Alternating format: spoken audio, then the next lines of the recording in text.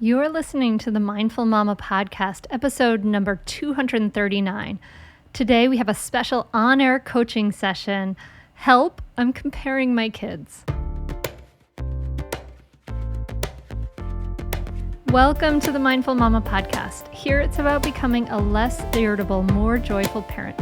At Mindful Mama, we know that you cannot give what you do not have. And when you have calm and peace within, then you can give it to your children. I'm your host, Hunter Clark-Field's Mindful Mama mentor. I help smart, thoughtful parents stay calm so they can have strong, connected relationships with their children. I've been practicing mindfulness for over 20 years. I'm the creator of the Mindful Parenting course and membership, and I'm the author of Raising Good Humans, a mindful guide to breaking the cycle of reactive parenting and raising kind, confident kids. Welcome back to the podcast, my friend. I am so glad to be in your ears, so glad to be connecting again. In just a moment, I'm going to be sitting down with Mindful Parenting member Liliana, whose oldest child has been really difficult and was recently diagnosed with ADHD, while the younger son has been relatively easy. And so these comparisons between them have been popping up in her brain and leading to some major guilt. And we talk about that, plus how to set boundaries on sweets and cartoons. Well, you'll hear that also in this episode too. So you're going to hear some important takeaways that I really want you to get. How judgment is toxic, but comparison is normal. How to deal mindfully with unwelcome thoughts, and that kids need healthy boundaries from us, right? Like this is a very important piece. So this is going to be a very helpful episode, I think, for you. I know that it can help do a lot for you. So listen all the way to the end, especially on those boundaries on sweets and things. And before we dive in, I want to give a shout out to Tracy Nolan Bierman. Hey, Tracy, thanks for the 5-star review on Apple Podcasts. She said she loves it. I'm so happy. Thank you, Tracy. Psyched. Shout out to you. And also a nice shout out to another 5-star review, Tori Dubes. Grounded, kind, and real. Oh, you are so sweet. Thank you very much, Tori. I really, really appreciate that. It makes me feel amazing to hear these and read these reviews and helps other people find the podcast. So thank you so much. And one more thing to let you know before we go into this special on-air coaching call is that the Mindful Parenting free training is coming soon, and we have some brand new amazing content for your Mindful Parenting free training. You'll be hanging out with me live 4 days from September 9th, 10th, 11th, and 14th. And I'm going to be doing some free trainings talking about why your kids don't listen to you, how to stop yelling. We're going to talk about parenting during this pandemic. And then finally, 3 myths that keep you from being the parent that you want to be. And these are all going to be live. We're going to record them if you don't make it. But you should try to make it because we're going to do giveaways for people who are there live. It's so fun to go through this with so many other parents. So make sure you're a part of it and tell your friends. It's at mindfulparentingcourse.com/free training. That's mindfulparentingcourse.com/free training. We should have a link in the show notes for this episode. So if you go to your podcast player, and there might be another tab for show notes. On mine there is, or you might flip it over and see those show notes, and there might be a link right there that you can click on right now and sign up. You won't regret it. And I'll be psyched to hang out with you during the free training so you can learn even more. But I know you're going to get so much out of this episode, so definitely listen on to the end. This is our special on-air coaching call with Mindful Parenting member Liliana. Let's dive right in. Liliana, thanks so much for coming on the Mindful Mama podcast. Oh, thank you so much, Hunter, for having me. It's really an honor. Yay. And you've been a Mindful Parenting member for a little while now, and so you know the drill. What are your wins? There have been quite a few. They actually started even before I joined the course because I had been your podcast listener for a few months before that. And even then, I thought I had everything figured out already. And I remember saying that maybe I won't learn anything in the course. I feel so humbled right now because I've learned a bunch. And I guess my major win is sort of improved self-awareness. Mm. So I had been in therapy before for 2 years, but this was like a really good continuation and a deepening of everything that I had achieved before. Okay. So I think I learned to really be calmer and more mindful and understand my emotions better and needs, and to be able to gain that pause. Mm. um, and I think I started to understand my child better, my children, but mostly my older child, who sort of motivated me to join this course in the first place, and understand his needs, and be able to use more skillful language to communicate better. So it's really been transformative in a lot of ways. Thank you. Yay! Oh, that's so wonderful. That makes me feel amazing, of course, to hear that. And That's I really did great. start meditating. I thought it wasn't for me. Like I'm not a meditator kind of person. I'm mindful enough. But then I did start meditating, and I found that sitting, it was the sitting pose that Mhm. wasn't a good fit for me because I Mm. have a bad back. Mm. But as soon as I transferred to lying on my back, Mm. on a yoga mat, everything went fine. Like That's awesome. I'm okay with just lying there for 10 to 12 minutes usually, Mhm. and meditating, and it's really working wonders. Yay! Yay! High five for the wins. And you're feeling the effects of your meditation practice. It sounds like you're sensing it in your life. Yes, I didn't start feeling them right away, like, as Mhm. everybody warned. It doesn't come after the first meditation, but after a few weeks, yes. Yeah. All right. Awesome. Yay! High fives for all of those wins. That's fabulous.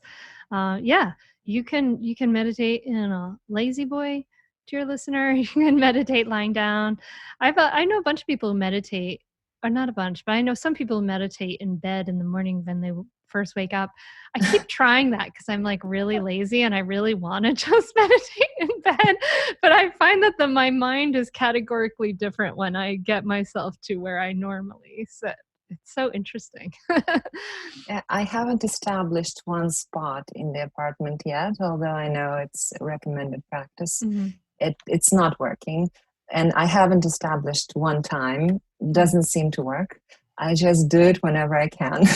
Yeah, yeah. Well, you have a 5-year-old and a 1.5-year-old. So that Mm, that generally having a 1.5-year-old around the house makes finding an established time really challenging. But if it you does. can just make it happen about once a day or so, anyway, then obviously you can feel those effects. You're proof of that at this point, which is cool.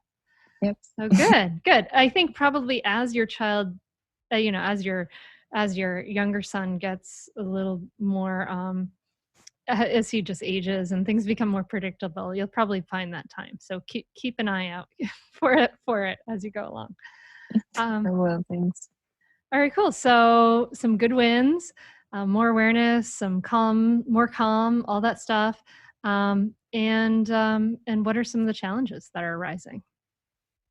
Um, well, my probably biggest challenge in my relationship with my older son, Misha, Mm. which is the equivalent, or Mikhailik, which is the equivalent for Michael in English. I guess I'll just call him Misha Okay. because it's easier. So my biggest challenge has been like really accepting him for who he is, and not comparing him to other kids, to Mm. all the friends' kids who seem to be developing faster and doing things better, and being less of a fuss than Mm. Misha was. And that's why I went into therapy, and that's why I joined the course. And it is becoming easier, but it's still a challenge because now he has a younger brother, 3.5 years his junior. Mm-hmm. And the brother is just, like any usual child.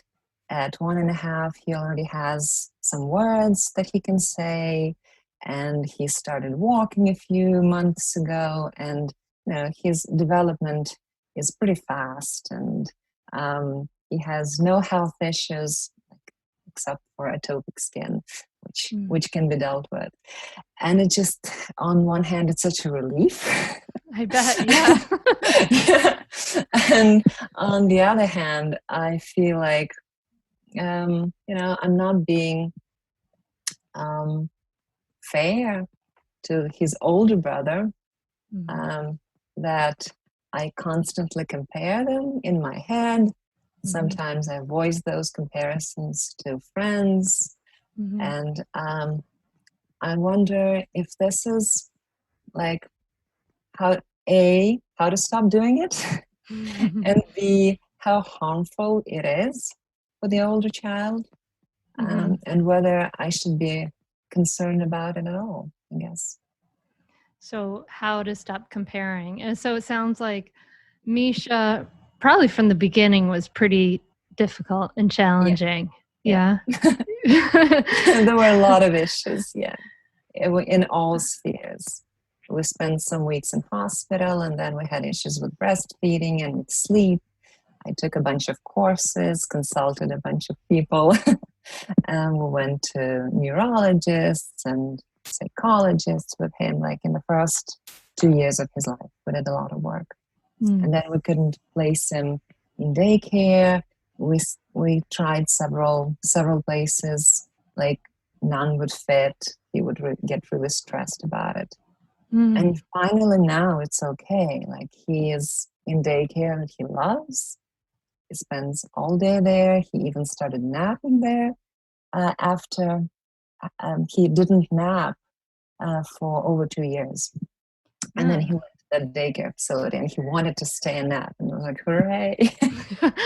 Hallelujah. Angels start singing. Yeah. So this, this place is really good for him. But now his teachers there complain that he's not attentive. And he's displaying signs of ADHD. And we recently had a confirmation from a psychiatrist that he probably does have a mild form of ADHD, which does not require any medication, but it requires a lot of other forms of intervention. So behavioral intervention. So Misha sounds like Misha's going to need a lot more attention in a lot of ways than his brother. Absolutely. And that might be one of the places where you feel some of that, like that guilt and worry and kind of comparison is like where he's getting a lot of attention too. Probably. Yeah. I would just offer you in one way is like that your second son is just much more is more normally developed, and that relief you feel, I felt that too. I mean, not my older daughter does not have ADHD. She's actually quite precocious now, but she was super intense as a young. I mean, she's the one who made me do all this work, right? Like she was very intense and difficult and challenging. And when daughter number 2 came along and was a lot easier as a baby, I was like, oh gosh, thank goodness. It just was a huge I know relief. exactly that feeling. Yeah. Yes, that feeling. And I feel like in a lot of ways, it's so much better to have it, like, I mean, happen in that order, that number 1 is much more difficult than number 2, because at least you're like prepared, right, for this level of intensity, and then it's not quite so intense and you can just relax a little bit more. So I'm very sorry for if you, dear listener, if you've had the reverse, but this, for those of us had it in that order, that was a little better. So I just want to normalize that, like, that's a really natural and normal reaction to having that experience, that super intense, difficult experience, going to preschools and not being able to have your child stay in the preschools because of his, behavior or restlessness or all those different things, that's hard. That's frustrating. That's a lot of stress to deal with, to have to deal with all the other things that came along with that package. That's a lot to deal with. And you had to really grow and learn as a person. It made you stretch yourself. It added a lot of Absolutely. difficulty to your life. So then, of course, to feel this relief is natural and normal. And I invite you to just, as best you can, let go of any guilt for that, because it makes a lot of sense. There's nothing wrong with that. You're only human. Liliana. Yeah, well, my first counselor told me that, like, you're human, accept it. Yes. Yes. Yeah, we have high expectations for ourselves. And Absolutely. and you want to be able to stop comparing. And it sounds like you're already doing some restraint in your comparing, right? Because you're noticing, sometimes I voice these out loud to my friends. So which means that sometimes you have these thoughts and you don't also voice them. It sounds like you are practicing some restraint already and kind of aiming that way away from comparison, right? Yeah. So I'm kind of curious about you. You've been through our module 2, kind of looking at some of those things about how you were parented. This question of being accepting, as you grew up, what kind of environment were you brought up with? Were your flaws and difficulties and things like that accepted by your own parents? Well, I was deeply loved because I was a really expected child, but I felt like my mother had a vision of, the perfect child she wanted to have. And she sort of didn't, she saw that vision more than she saw me for who I was. Mm. And when I started working with a psychologist, with a counselor, I had to do a lot of, healing from the trauma that I got from the super loving and super caring mom, like almost a helicopter mom, a super controlling mom too. And that's the kind of mom I don't want to be. Although I think I have done the healing, and I don't feel resentful at her anymore, which is a big relief. But yeah, we do sort of bring, and I try not to bring, the schemas from my childhood into my children's childhood, and substitute coaching for controlling, like what you have in model 7, I guess, module 7. So yeah, the way I was parented definitely made a huge impact on, on my children's life as well. So that kind of perfection model was something that was really there for you, and that you've had to do a lot of healing around. Is that never good enough? I had to be a good girl. Yeah, my mom had to be proud of me and not ashamed of me. That was very important. Yeah. There's like so many listeners now like nodding their heads like, yes, because as women, especially, and men, I know you're there too, but the women who are listening, it's like, that's a huge thing that many of us were brought up with this, we have to be perfect and we have to be acceptable.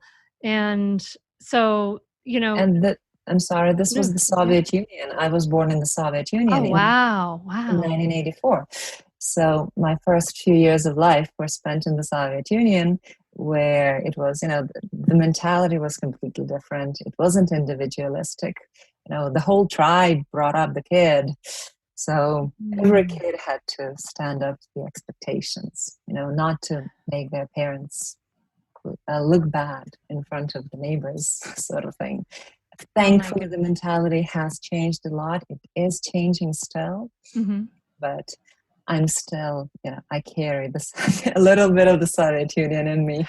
Sure, I bet. Yeah, I mean, I remember being a kid and watching the Soviet gymnastics teams and being like, whoa, and so there was a sort of expectation of perfection, I think, maybe even in that culturally too. So, wow, that's interesting. So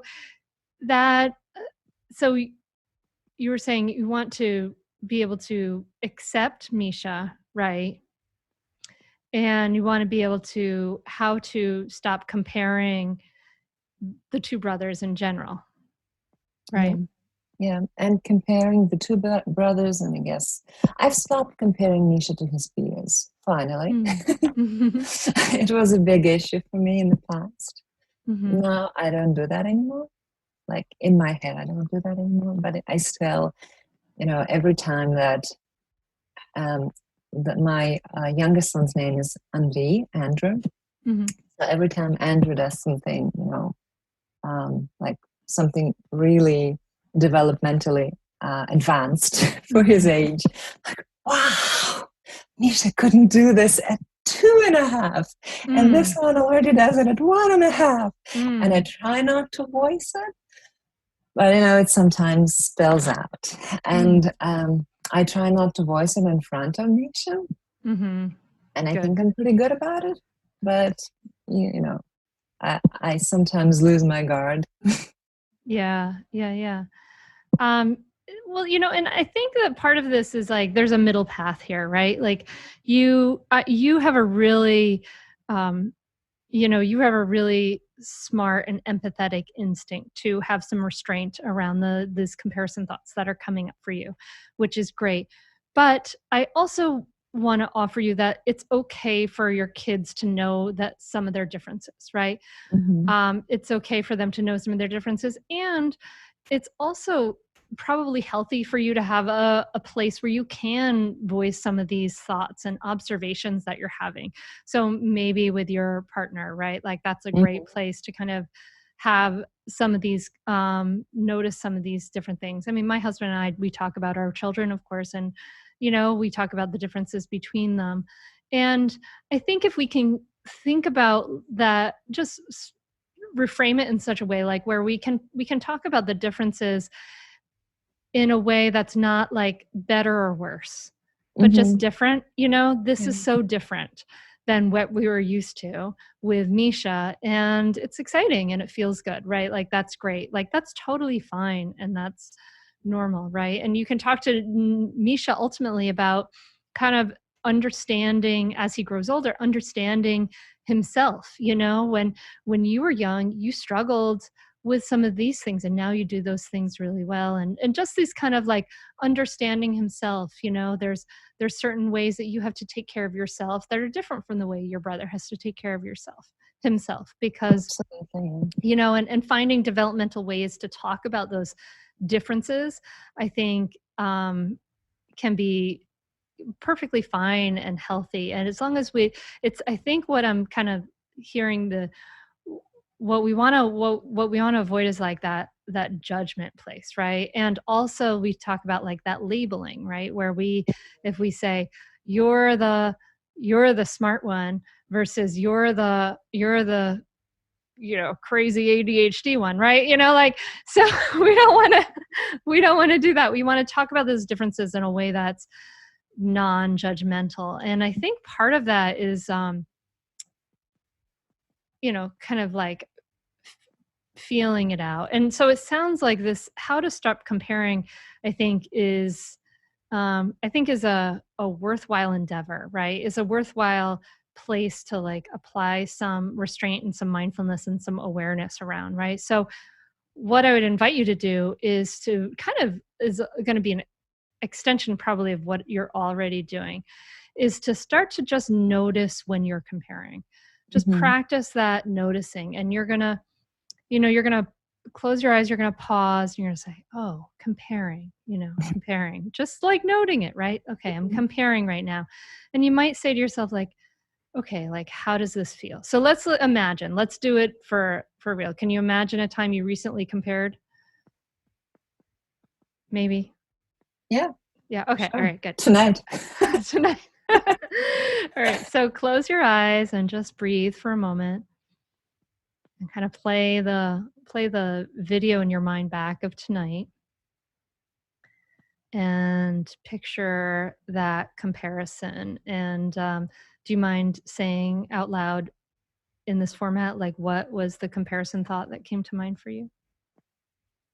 Yeah, I asked if my younger child, Andrew, wanted a piece of chocolate, which he was asking for, like pointing his finger. And he said, da, which is a perfect yes in Ukrainian. Great. And he's not 18 months old yet. And I thought, Misha started doing that after 2. Yeah. Okay. All right. So that's fine. And that's really like very benign, of course. So, but let's just imagine that. Imagine that thought. And I just want you to kind of rewind and put yourself in that moment and maybe just touch a hand to your heart and breathe and just note mentally comparing. And then I want you to just notice what does it feel like in your body? Do you notice any sensations in your body as you put yourself in this moment? Nothing unpleasant. Okay. All right. So just comparing. So just noticing that comparing. And part of what noticing it and noting it does is to just bring about this, and I want you to kind of invite in this sense of kindness and curiosity. Okay. So rather than like a label or a judgment that's arising, right? Like, so we just want to move these encounters away from this sense of judgment and towards this sense of curiosity. Isn't that interesting? These differences. And so you can kind of just like, ask yourself that in your head. Isn't that interesting? These differences, huh? And then just take a breath. And then allow yourself to then move into that next moment. And you can open your eyes and just kind of check in with me. And so does that feel similar, different to how that experience was IRL? It feels really different because it was more mindful. Mm-hmm. And sort of, I do feel a little bit, this relief right now that it's okay. Mm-hmm. Validation is very important. Hearing someone else or like a mentor say that it's okay is very important. Yeah. And I really like the idea of substituting judgment for curiosity. And that's what I've been trying to practice in all of my relationships, not just with my kids, but also with my partner and with my parents and with my friends and with myself. Like self-compassion is huge. Stay tuned for more Mindful Mama podcast right after this break. We're supported by Braddock face masks. I have to say that this is the most comfortable face mask I have worn so far. And trust me, I have tried a bunch of them. I have a whole bunch. The Braddock face masks are the most comfortable, plus they're upcycled, eco-friendly, they're stay cool, dry fit technology. They basically don't suck to wear, and they're wonderful reusable face masks, which we're going to need a lot of, especially our kids are going to need a lot of. We have to wear them, right? We all got to wear them right now. This isn't news to you. And I kind of really hated those face masks at first, but these are really, really comfortable. What I like about Braddock face masks is that they actually feel good to wear. They have this great fabric and they're upcycling. So I don't know if you know what this is, but upcycled fabrics are brand new existing fabrics that they repurpose for their masks, reducing waste and materials. Less waste equals less harm to the environment. And I've talked to the owner of this company personally. He's really cool, dad of a 2-year-old who has work in Los Angeles making these masks here in the USA. So it is an incredible place to support. And plus, our kids are going to have so many face masks if they're going into school. They have kids' sizes and they're machine washable and they really hold up after dozens and dozens of washes. I've gone through a bunch of masks already, but not anymore because I have these great Braddock face masks. So now when you check out, you go to their website at BraddockUSA.com and you'll see they already have great prices, but for a limited time, we're going to hook you up with an additional 25% off with the promo code Hunter on your first purchase. Now you can't wait because it's only a limited time, so get 25% off your entire order for the rest of the summer with the promo code HUNTER at braddock.usa.com. That's BRADDOCKUSA.com.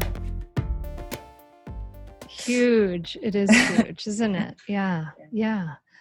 Well, good. I'm really glad you've been practicing that because what sometimes in these moments you're going to have judgment come up, right? Like that, mom, we forgive you, we love you, but sometimes mom's voice is going to come into your brain. Yeah.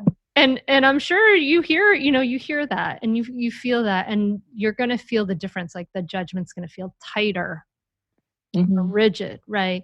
More controlling. It's not going to feel as good. So then as you practice like comparison, and then you notice, oh, judgment. Okay. So the practice is then to bring that loving awareness, that kindness and curiosity to that judgment and that rigidity and that hard place, that heart, that where it's kind of getting tighter inside, and to bring that to yourself now, right? Because this is that judgment and that rigidity, that's like a form of suffering.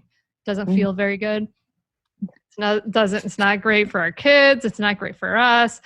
Yeah. So the idea is to then pause, and, that comparison may come up, and it may be something, maybe something heavier and not so benign as like saying yes, right? It may be something that, because we have inside all of us, all of the thoughts, the good, the bad, the ugly, and that's okay.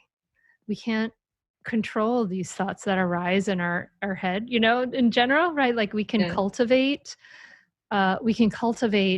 positivity and all of those things.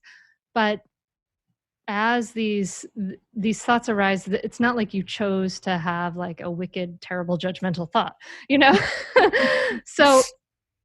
So when you notice that comparison happening and you notice judgment happening, I want you to practice putting the phrase, I'm having the thought that, in front of it. And I know we talk about that in the modules, but I'm having the thought that is great because it gives you good.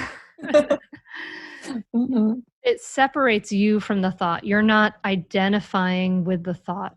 The thought is just this thought bubble that's happening, and you are the one who is observing it, right? So it gives you that little bit of space between stimulus and response. So if you want, again, close your eyes and just kind of imagine some kind of mean, old, nasty, ugly thought that has arisen in your life, and just breathe for a moment. Notice how it feels in the body. Do you notice if an unpleasant thought and an ugly thought comes up? Can you notice how it changes the way the body feels? Yeah, there's tightness in the stomach. Yeah. Okay, cool. So that's okay. So then just put the phrase, I'm having the thought that, in front of your thought.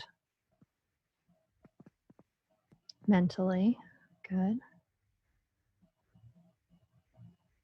And then I invite you to just maybe again, put that hand to your heart, and offer yourself that compassion, right? Like, it's okay.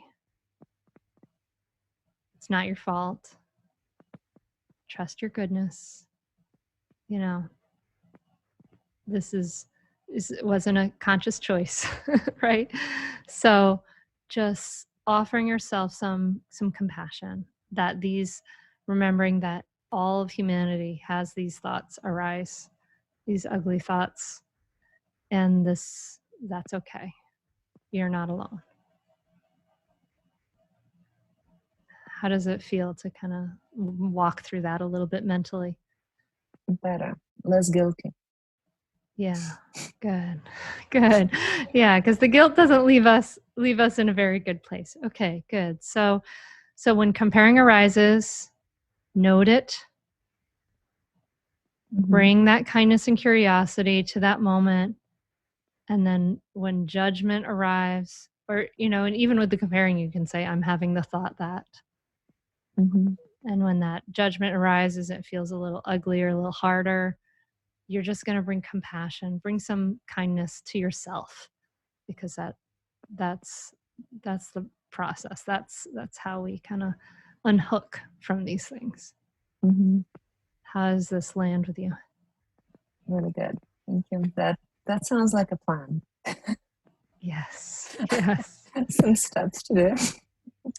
And so working with this means, this is something that's kind of come up in your life recently. So what you can do, how to work with this, is to just make this an intention over the next 2 or 3 weeks, right? So you might even write on a sticky note, notice comparing, or Mhm. practice noting comparing, or whatever works for you as like a reminder. And I would put that sticky note by your bedside, put it, so you see it when you wake up in the morning and when you go to bed at night, so that you can just remind yourself to practice. Maybe sometimes I think the bathroom mirror is a great place to put reminders for myself. And, if Misha asks, you can say, I've noticed, I'm noticed sometimes I compare, I've had thoughts about comparing, and I'm trying to just notice when I'm doing that. And if he asks Mhm. more questions, you can answer them. But yeah, Mhm. it's a great, seeing mom do some work like that is a great thing to model. Really good thing to model. I'm not sure he can process it yet, but He, we never know. my guess is it's just going to go right over his head. I'm just saying, yeah, like if, if. That's great. Okay, cool. So does this feel like a plan moving forward? Yeah, absolutely. Thank you. All right, awesome. All right, and you also wrote about sort of another challenge that you were having. I think we probably have a little time to just Mhm. discuss that too. Do you want to just explain what it is? Yeah, like setting limits. When I listened to this module about conflicts and conflicts resolution, it was about everybody having their own needs. Mm-hmm. And so I feel like my child, of course, he has the needs for love and acceptance and everything and belonging. But then his major needs are to eat something sweet, like an ice cream, every day, several times a day, to watch cartoons, as many as possible, to watch his dad play video games, maybe. To talk with his grandma on Facebook with all the faces, all the effects. He likes the effects. And, to play, to role play. So to do, all of those interesting, fun things. Mm-hmm. But my needs are for him, to eat nutritious food and not ice cream all day, to get dressed, to get out of home and back home, to do the exercise, to brush his teeth. And it's like constant conflict of interest. Like every 10 minutes, I have a conflict of interest. He wants to do his thing, and I want him to do like my thing, the right thing. And Mm. it's a constant negotiation. And I feel like I have to set limits all the time. Like, no, we're not going to have ice cream right now. First, we're going to have dinner, and then we can have ice cream, or, Mm. Mm-hmm. something sweet. And he says, no, I want ice cream right now. Mom, I promise I'll eat dinner after this. He's like, he's so adorable. He said, oh, Mom, I promise. In Ukrainian, of course. I will eat everything you give me on the plate. And of course, he makes an effort to eat afterward. He is the kind of kid who wants to please, and he wants to be, he doesn't want to be naughty, so he sort of wants to be nice. But of course, if he eats a full ice cream, he's not going to be able to eat much of the meat or vegetables that is served for dinner. So he eats a couple of spoons, and that's it. And I know that it's going to happen. And we get into this bickering. No, first you need to eat the dinner and then the ice cream. And I can't seem to find a routine for those things. For first you need to do your exercise, like physical developmental exercise that he needs to do, and then we'll watch the cartoon. He said, no, I'll watch the cartoon and then I'll do the exercise. I promise. If I do let him watch a part of the cartoon, he does do the exercise, of course, but then not, probably not the full exercise because he's not motivated by that external motivation as much. Yeah. So this kind of problem. Well, and so you said that, he has like these needs and you have these needs. And I would say that you do need to set boundaries. Yeah, you need to set boundaries all day, and kids do need boundaries set. However, and I would encourage you to kind of like reframe your thinking about that. Like it's not a need of his to have sweets all day, like, and to watch cartoons. Like what will that do for him? Well, that will offer him fun, and that will offer, and sweets taste good and things like that. So the underlying Dopamine. needs, right? There are underlying needs there of fun and pleasure and all of those things. Those are really the underlying needs. Mm-hmm. So those are his solutions to how to meet his needs, right? Are like eat sweets all day. I would definitely encourage you to listen to episode 224 with Evelyn Tribole. There's really some interesting learning. About like especially food. I know it really makes you think about it. And one strategy I've heard recently was that, if your child wants, maybe it was from Evelyn, like give them a bite of ice cream. Like, yeah, you want this bite of ice cream? Okay, sure, no problem. We're not going to make it a battle. Here, you can have a bite of ice cream, and then we're going to have dinner. So that way you can not make it a battle, not make it an issue, like a weird like eating issue, like the way the rest of us all have like crazy eating issues. And then also make sure that they're eating healthy food too.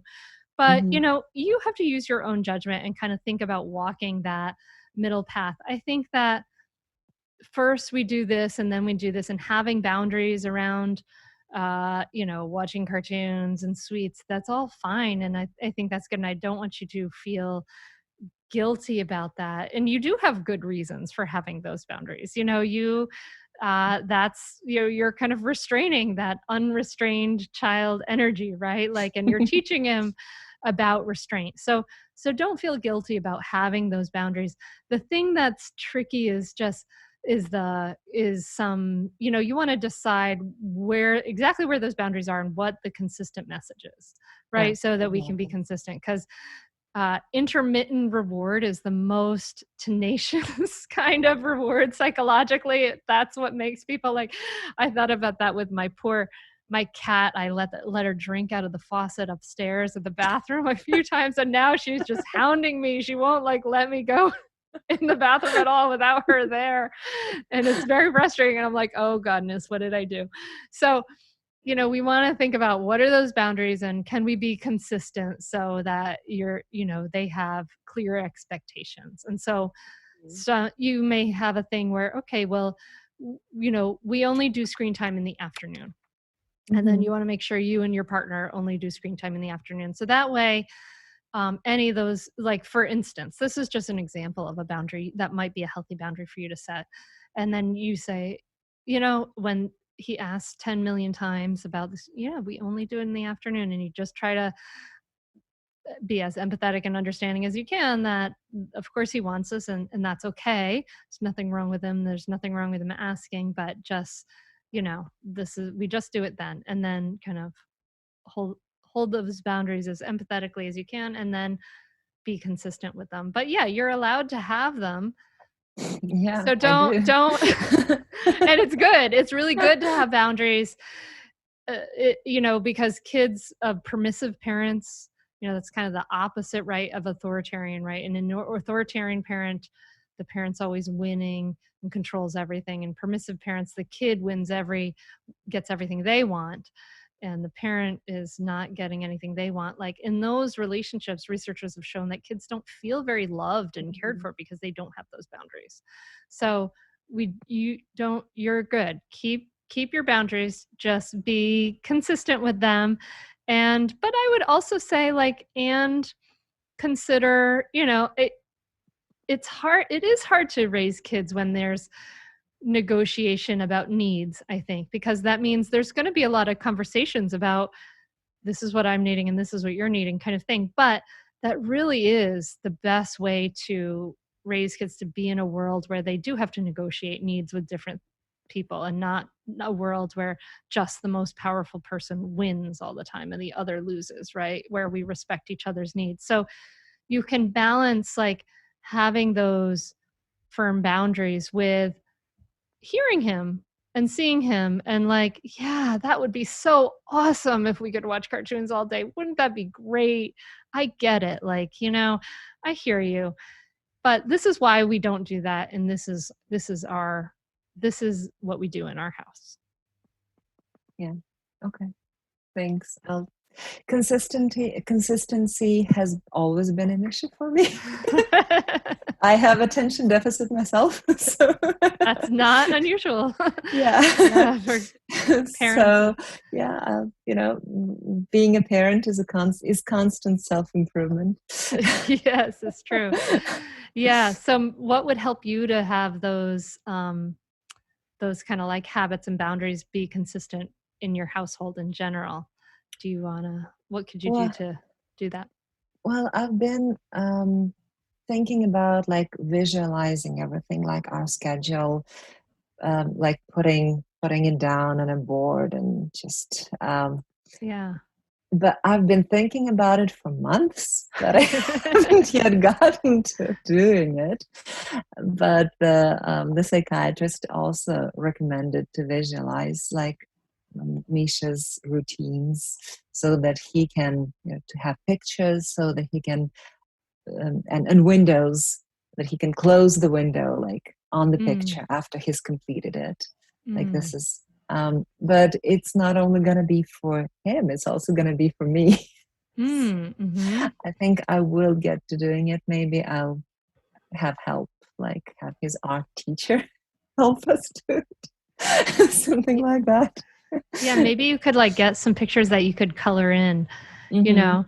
and you could ask for his help with the project. Hey, do you want to help me pick some pictures out for these things? And would you like to color them in? And I'm just trying to, explain to him what you're doing. And if you can involve him in the project, then he has even more buy-in, which is great. Yeah. All right, well, great, Liliana. This is awesome. I'm so glad we got to have you come on the podcast. So cool. Thanks so much. Just talking about, so we talked about this comparing and accepting challenge. And we talked about sort of these boundaries and things. So what do you think is going to be your biggest takeaway from talking today? I can't name just one. That's okay. But I guess this feeling is a very important takeaway, like the feeling that I'm okay. Yeah. Like, everything's okay, and it is going to be okay. Life has been getting easier. It is gonna get easier. But it's just I need to take some definite concrete steps, and I sort of have a plan already in my head of what I'm gonna do. And I noted down some things. I'm gonna go through them after we finish and sort of have that plan formalized. All right, good. I'd love to see it. You'll have to show me when you're done. Okay. I'll send it over. Thank you so much, Liliana. I really appreciate you coming on the podcast. Thanks a lot, Hunter. Thank you for having me.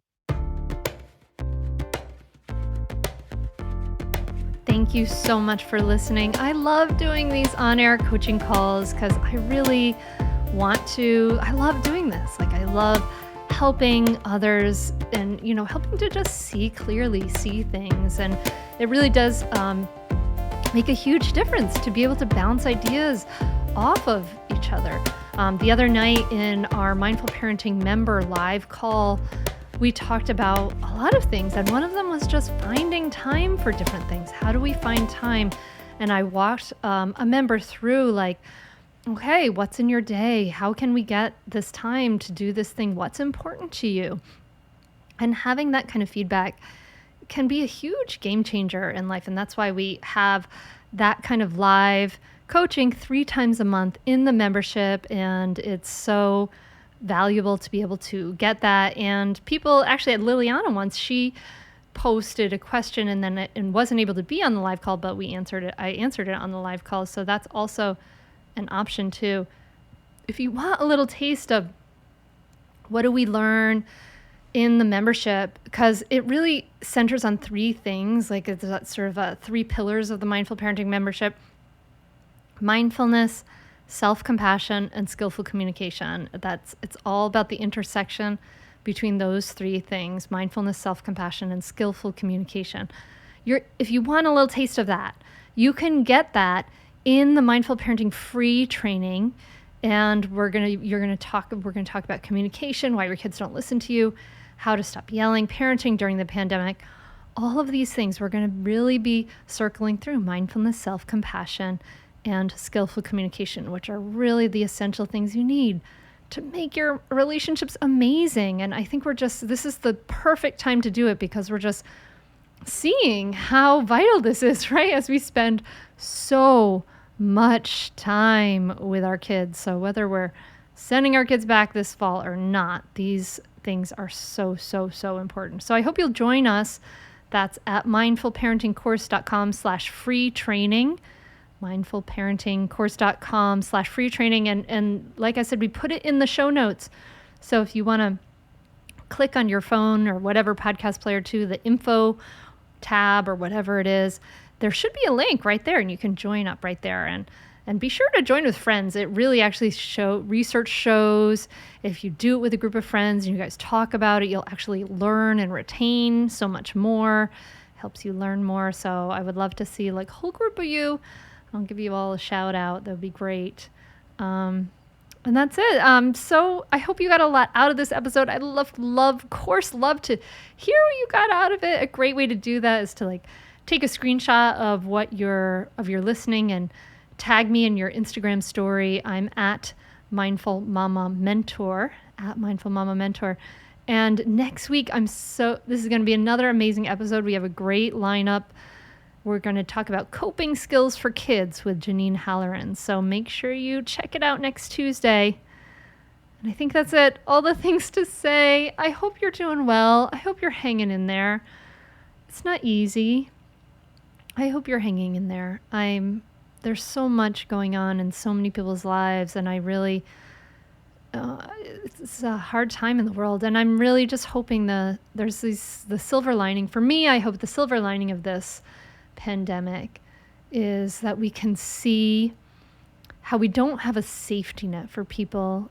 That's my biggest thing. It just is breaks my heart. We have so much wealth, so much wealth. We just need to be able to have safety net for people. It's really, really important. I talk about, self-care is your responsibility, and that's true, but gosh, it's hard for me to say that when I know that people don't have the safety nets that we should have just due to the luck of the draw. So anyway, so I'm thinking about you, and I'm hoping that you're safe and hoping that you're well, and I hope that you can give gratitude for whatever safety and shelter and love that you have been given, as I'll be giving that gratitude too. And I hope to be in your ears next week. Thank you so, so much for listening. Namaste.